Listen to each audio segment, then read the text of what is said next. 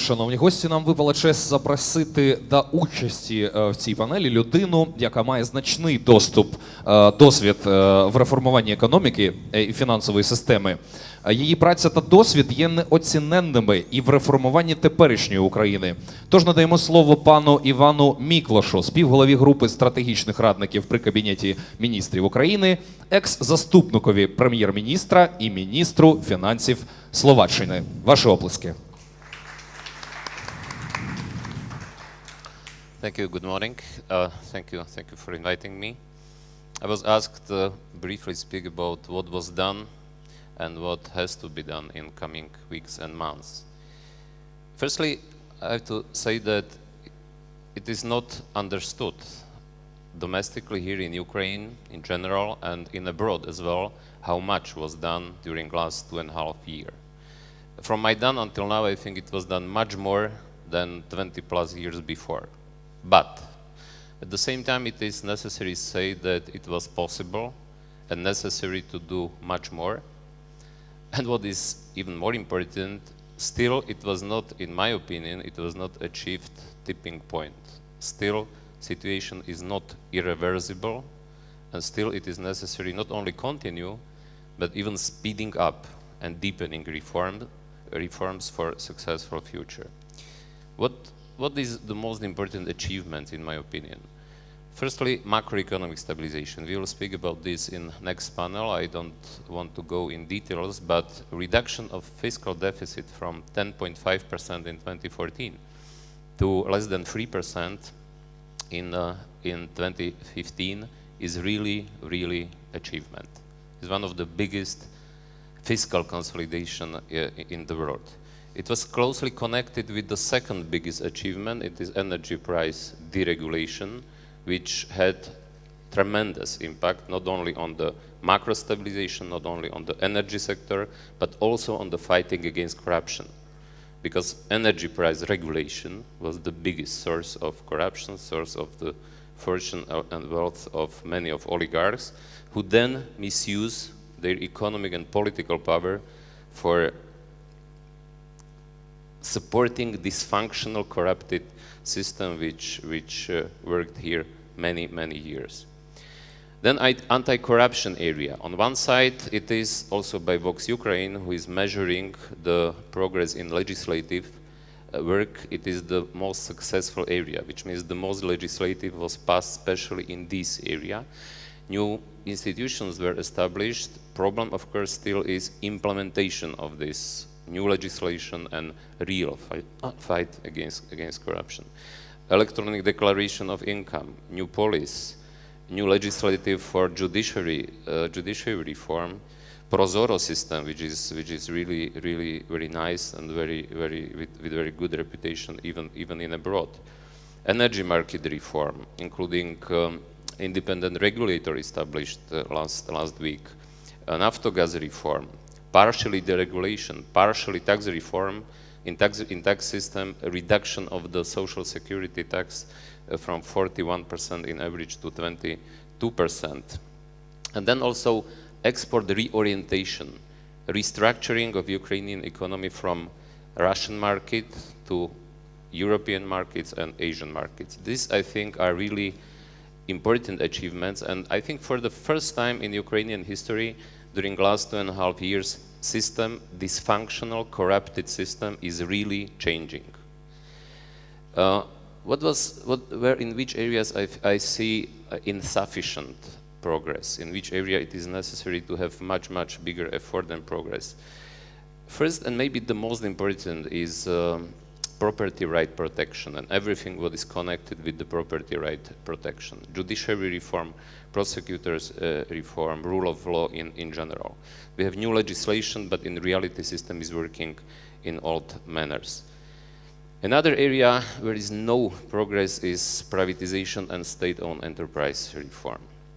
Another, land market reform. Land market liberalization can be a huge incentive for development, for growth, for countryside development, for FDI. All these, no progress in privatization, very weak property right protection, no land market liberalization. These are the main obstacles for attracting foreign direct investment.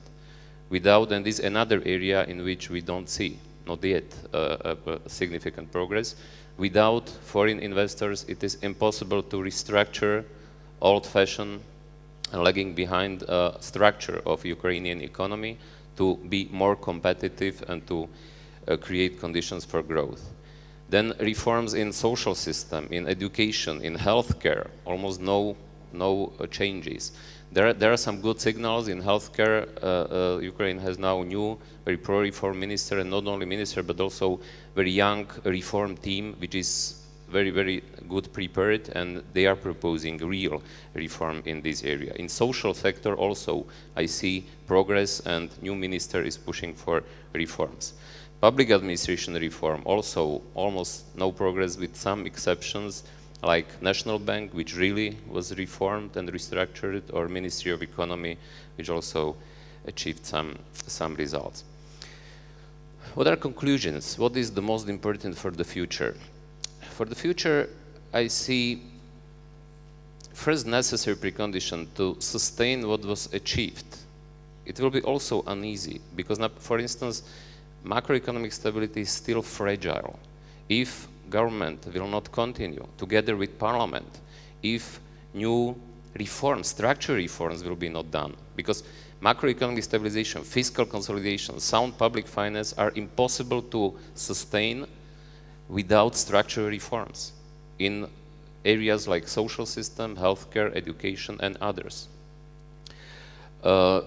Then very important is improve progress in all these areas which I have mentioned that we don't see a significant progress.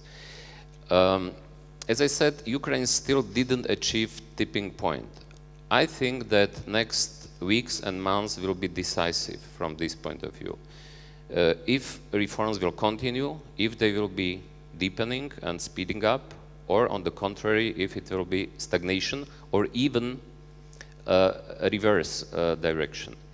I see three main alternatives. First possibility, the worst possibility, I hope it will not realized, is that even this what was achieved will be reversed, and then of course only necessary consequence could be destabilization, devaluation, and very bad economic development. Another alternative could be very slow progress, sustaining what was achieved, but not significant progress in next weeks and months. Then we can achieve very slow economic growth, around 1–2% in next years, and this is also something what, of course, we don't know. The only positive and only alternative which can bring what also President Poroshenko said, that we need to move from macro stabilization period to real and sustainable economic growth. This scenario is realistic, but only if reforms will be speeded up and deepening. For this, our group, SAGSUR, and I have to explain that SAGSUR is not affiliated to Cabinet of Ministers. SAGSUR is working for all Ukrainian representatives and leaders, which means also for presidential administration, for parliament, for government, of course, as well. We prepared package of measures, necessary measures, which can speeding up and deepening economic reforms in next weeks and months. The biggest problem of reforms, of course, is not what to do, which means reforms are not the technical problem. From technical point of view, everything is well known. Everything was written in the IMF program, in the government program, in the strategy 2020, everything is there. We have also a lot of experiences from successful countries, also good experiences, also bad experiences during the last 25 years, which means we know what to do. Reforms are political challenge. It is necessary to have political leadership, to have vision, will, and courage to do reforms. It is necessary to communicate reforms, because the biggest obstacles for reforms are populists. Populists are the biggest enemy for Ukraine, for a positive Ukrainian future. And reforms have to be complex and comprehensive and radical enough, because slow reforms and partial reforms are connected with the costs, with the political costs, economic costs, social costs, but they are not bringing positive results. Positive results in higher economic growth, in improving public services, positive results visible for people, which can also then give political mandate for reformers to do reforms and to continue in providing reforms. Which means I think, let me conclude that I think what was achieved is really, really remarkable, and it is necessary to communicate it much better, also here in Ukraine, but also in abroad, to sell what was done. But even more important is to continue in reforms, to speeding up reforms, and again, communicate, communicate, communicate.